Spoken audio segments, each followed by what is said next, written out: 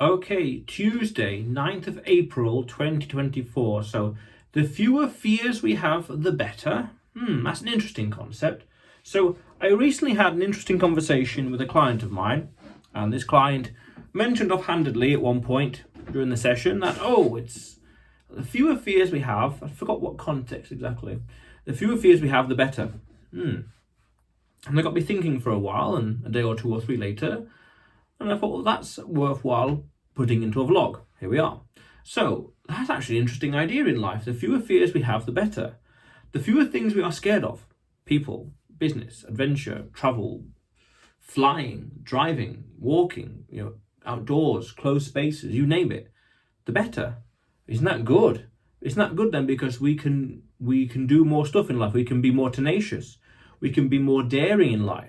The more daring and tenacious we are, the more likely we are to achieve our goals. And isn't that what we want in life? By definition, they are our goals. We want to achieve them.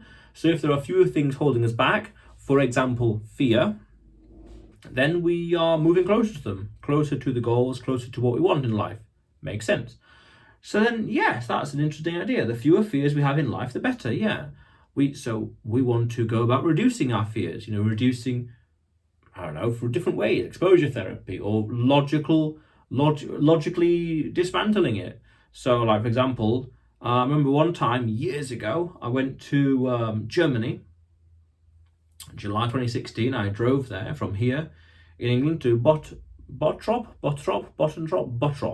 I'm sure.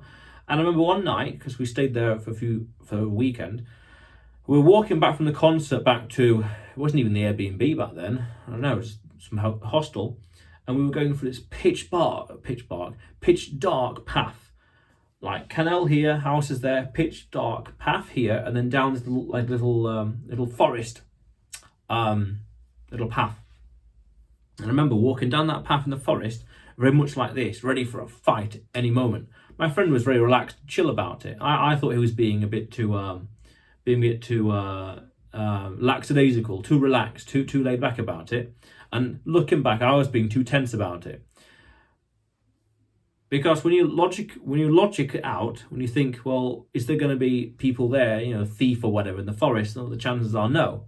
No, because you're not going to come across many people in that part of the town at that time of the day. In general, you're going to go to the city centre or the town centre where there's more people about, hide in the corners here or there, wherever, because you're going to get more people, therefore more money. If you're going to hide in the forest, you might see one person. Is it worth it? Probably not. So then, because I was thinking about that a few weeks ago when I went for a nice little early morning walk, a real early morning, like 5 a.m, up this big hill, pitch dark. And I was thinking, well, what challenges are we going to get? I know there's reception there. What challenges will there be? There's reception there. I highly doubt there's going to be anyone like hiding in the forest or bushes because it's going to be too empty, too remote. And it was completely fine. Now, I know someone else that would have said it's completely scary and risky and dangerous.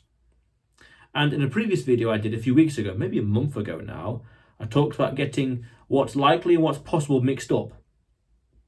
Where I went climbing up a mountain and someone said, oh, it was dangerous, you shouldn't have done that. There could have been a sniper, which is totally illogical because it's possible, but not very likely. So when we can logic away our fears, because, what are the chances of it happening? What is it possible? Is it likely? Not really. Therefore, it's illogical, it's irrelevant. So that's not a fear. It's just it's just a dread, if anything. It's not really something that's likely to happen. But the principle is still sound. The fewer fears we have, the more we are tenacious and working towards our goals in life. And I don't see anything wrong with that. If there are fewer obstacles in our way, for example, fear, working against us towards our goal, that's perfect. We want that.